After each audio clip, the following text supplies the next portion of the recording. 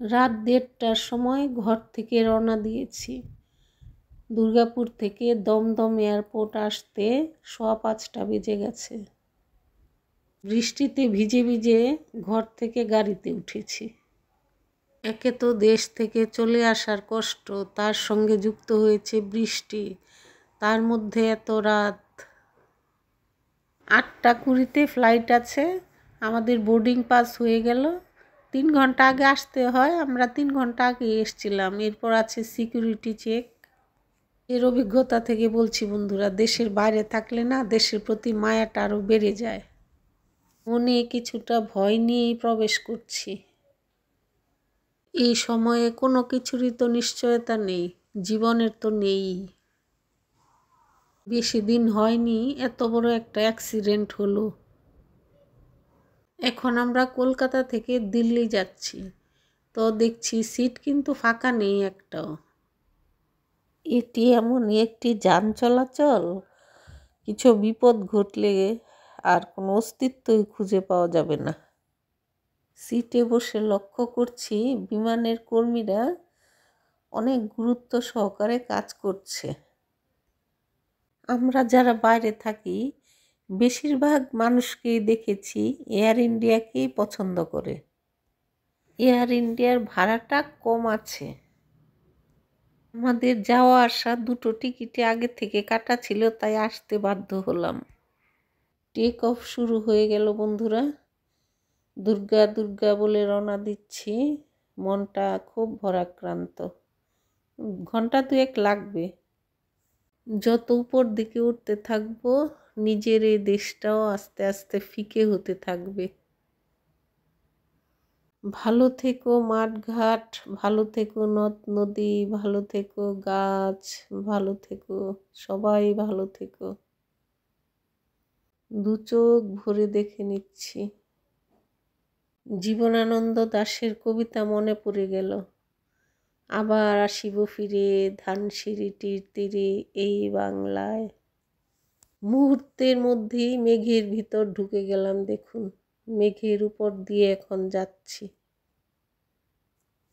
এখন সকাল 9:30 বাজে। আমাদের ব্রেকফাস্ট দিয়ে গেল এইমাত্র। এবার খেয়ে নেব। দেখি ব্রেকফাস্টে কি কি দিল দেখুন। হার্বাল পটেটো, অমলেটের মতো রাজমা, ব্রেড আছে, জুস আছে। দিল্লি পৌঁছে গেছি বন্ধুরা। আবছা আবছা দেখা যাচ্ছে। আমাদের প্লেন একদম রাইট টাইম ছিল। দিল্লির রোড কত সুন্দর লাগছে দেখতে। মনে হচ্ছে কি সবুজ গালিচার মাঝখান দিয়ে রোড গেছে। আমি দিল্লিতে কোনো দিন ঘুরতে আসিনি, এই আমার 2বার হলো। লন্ডন থেকে কলকাতা আসা যাওয়ার পথে 2বার হলো দেখা, উপর থেকে দেখা। আর তো এয়ারপোর্টের ভেতরটা। দুঃখিত বন্ধুরা, 2বার নয় 3বার। কেন, প্রথমবার লন্ডন গেছি, এবার আবার ফিরে গেছি বাড়িতে, আবার ফিরে যাচ্ছি লন্ডনে, তার মানে 3বার। আমার কাছে মনে হলো এগুলো ফ্লাইওভার। রেল লাইনও চোখে পড়ছে আস্তে আস্তে। এই যে দেখুন রেল লাইন, কি অপূর্ব লাগছে। প্লেনটা এখনই ল্যান্ড করছে। দিল্লি এয়ারপোর্টে সিকিউরিটি চেকে এত সময় নেয়, বিরক্তিকর লাগে ভীষণ। सीट पर ही बैठे रहें और ऊपर बने सामान कक्ष ना खोलें। सामान कक्ष खोलते समय सावधानी बरतें। এখন সকাল 10:30 বাজে। আমাদের আবার ফ্লাইট আছে 12:30টার সময়। আশা করছি দিল্লিতে 2 ঘন্টার মধ্যে সব কমপ্লিট হবে।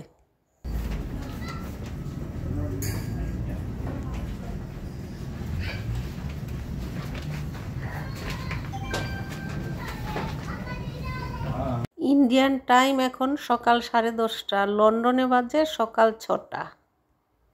আবার লন্ডন টাইম সন্ধ্যে 7টার সময় ল্যান্ড করব। 1 মাস ছিলাম দেশে, মনে হচ্ছে কি 1 সপ্তাহ ছিলাম। কিভাবে চলে গেল। লন্ডন থেকে কত কি পরিকল্পনা করে গেছি, এখানে ঘুরতে যাব, ওখানে ঘুরতে যাব, খাওয়া দাওয়া কত কি, কিন্তু যাওয়ার পর শরীর এত সুস্থ হয়ে গেল, গরমে দুর্বল হয়ে পড়ছিলাম। যাই হোক, এর মধ্যেই যতটা পারি আনন্দ করে নিয়েছি, কিন্তু আনন্দের তো আর মাপ হয় না, তাই মনে হয় যে আরেকটু থাকলে ভালো হতো। দিল্লি এয়ারপোর্টটাও ভারী সুন্দর লাগছে, বেশ পরিচ্ছন্ন, দৃষ্টিনন্দনও বটে, খুব ভালো লাগছে। আমি তো দেখতে দেখতে যাচ্ছি।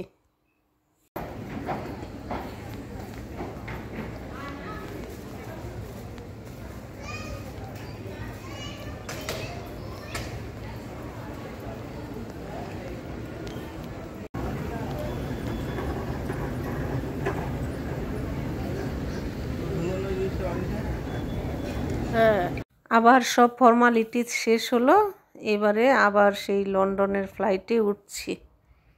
মেয়ে যাচ্ছে। বিমানের ডানায় কত বড় পাখা থাকে দেখুন।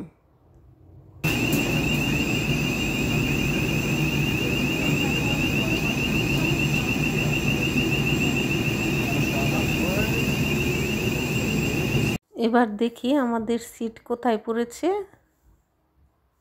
অনেক বড় বিমান, সব যাত্রী এখনো ওঠেনি, যে কজনকে দেখছি সবই মনে হচ্ছে ভারতীয়।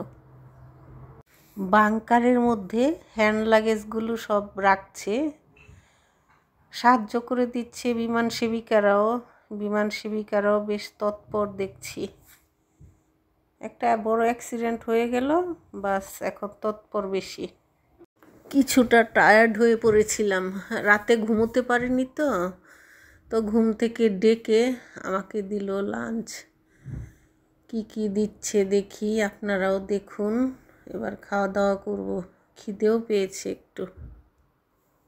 3 জন 3 রকমের খাবার খাচ্ছি। এখানে আছে পরোটা, রাজমা আর কিছুর একটা বড়া জাতীয়। ঘন্টা দেড়েক হয়ে গেল প্লেন চলছে, আর এই দীর্ঘ সময় বসে থাকাটা যে কি যন্ত্রণাদায়ক আমার কাছে। আমি তো সিনেমাও দেখি না সেভাবে, ঘরে তো দেখিই না, আর ওই প্লেনের মধ্যে একদমই ভালো লাগে না। এটা ছিল পাস্তা, সব খাবারই মোটামুটি। লন্ডনে আমার 2 ভাই চিন্তা করছে যে আমরা যেন ঠিকঠাক মতো পৌঁছই। ছোট ভাইয়ের বউ রান্না করে রাখছে, যেন গিয়ে কিছু করতে না হয়, শুধু একটু ফ্রেশ হয়ে খাওয়া। আর এত টায়ার্ড হয়ে যাচ্ছি, বিশ্রাম। প্লেনে তো সিনেমা দেখার ধৈর্য আমার একদম নেই, আমি শুধু দেখি কোথায় আছি, এই দেখাটাও খুব ভাল লাগে। মেয়ের বাবা সিনেমা দেখতে পছন্দ করে, ও দেখছে সিনেমা। দেখুন বন্ধুরা, কতটা উপরে আছি, চারিদিক শুধু সাদা। আমার কাছে তো ট্রেনের জার্নি অনেক ভালো, কত দৃশ্য দেখা যায়। যখন দেশে ছিলাম বছর 4 আগে, আমার ভাইয়েরা আসা যাওয়া করতো তো ছোট ভাই বলতো যে জানিস তো ভীষণ বিরক্ত লাগে বসে থাকতে প্লেনে, খুব অসুবিধে লাগে। তখন ভাবতাম যে আমি উঠতে পারছি না, তো ভাই বোধহয় ভুলাচ্ছে। কিন্তু এখন দেখছি না, বাস্তবতা একদম ঠিক। ভীষণ বিরক্তিকর এই ঘন্টার পর ঘন্টা বসে থাকা, যেদিকেই তাকাই শুধু সাদা আর একটা স্তব্ধ করা একটা সাউন্ড। কতক্ষণ ভালো লাগে এই অবস্থা। এখন লন্ডন টাইম 7টা বাজে, দেখুন অস্পষ্ট দেখা যাচ্ছে লন্ডনটাকে, কিন্তু যদিও লন্ডনে এখন সন্ধে বলা চলে না, লন্ডনে এখন 9:30টার পর সূর্য ডোবে। আমাদের সিট পড়েছে মাঝখানে, তো জানলার দিকে পাইনি, আমি মাঝখান থেকেই দেখাচ্ছি, তার জন্য একটু অস্পষ্ট লাগছে। জানলার থেকে হলে আরও স্পষ্ট হতো। জানলার দিকের বেশ কটা সিট ফাঁকা আছে, কিন্তু ওই যে বেল্ট বাঁধা, উঠতে পারছি না তো। জানেন তো 3 সিটারে 2 জন 1 জন করে বসে আসছে। প্লেন কিন্তু অনেকটা ফাঁকা, এরকম ফাঁকা থাকে না। অ্যাক্সিডেন্টের পরপরই তো মানুষের তো আতঙ্ক কাজ করে। আগে তো জীবন, অনেকে হয়তো ক্যান্সেল করেছে। ওই দেখুন লন্ডন শহরটা কত সুন্দর লাগছে। অন্যান্য এয়ারলাইন্সের সার্ভিস আরও ভালো।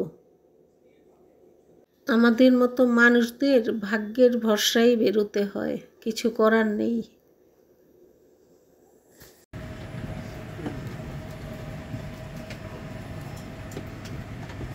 কিছুক্ষণ আগেই ল্যান্ড করেছে, আমরা এবার নামছি। ট্রেন থেকে নামতেও অনেকটা টাইম যায়। হ্যান্ড লাগেজগুলো থাকে না বাংকারের উপরে, এগুলি নামানো, তারপরে সেই যাত্রী আগে পিছে তো অনেক যাত্রী থাকে, এক এক করে নামা। এখানে আমাদের বেশিক্ষণ সময় লাগবে না, হিথ্রোতে তাড়াতাড়ি হয়ে যায়। বলছিলাম না বন্ধুরা, এখানে বেশিক্ষণ লাগবে না, ইমিগ্রেশন চেক আউট হয়ে গেছে। এবার আমরা লাগেজ কালেক্ট করব।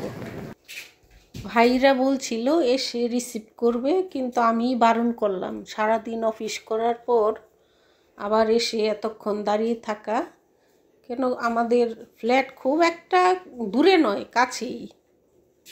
বিলটির কাছে চলে এসেছি। লাগেজে করে আম এনেছি বন্ধুরা, আর সবজি কিছু।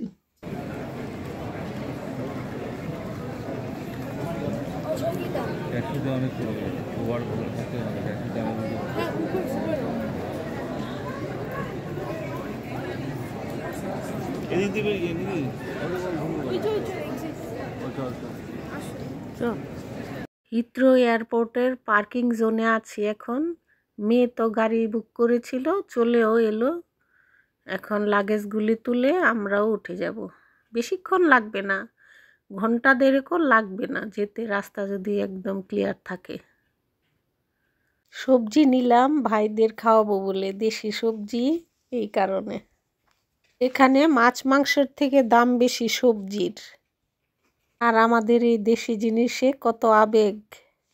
যেসব জিনিস সহজে পেয়ে যায় সেগুলোর তো মূল্য দিই না, হারালে বুঝতে পারি কি অমূল্য। আমার ফ্ল্যাটের একদম কাছে চলে এসেছি বন্ধুরা।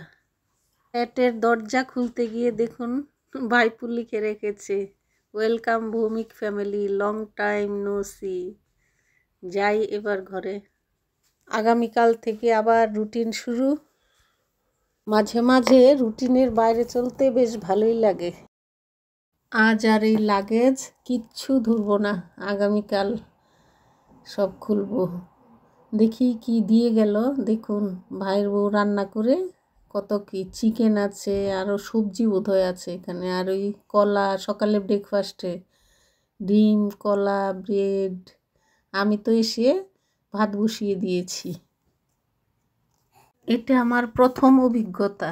জানেন তো বন্ধুরা, একদম ধুলোবালি পড়েনি। 1 মাস আগে বেরিয়েছি, যেমন ছিল পরিষ্কার একদম সেরকমই আছে।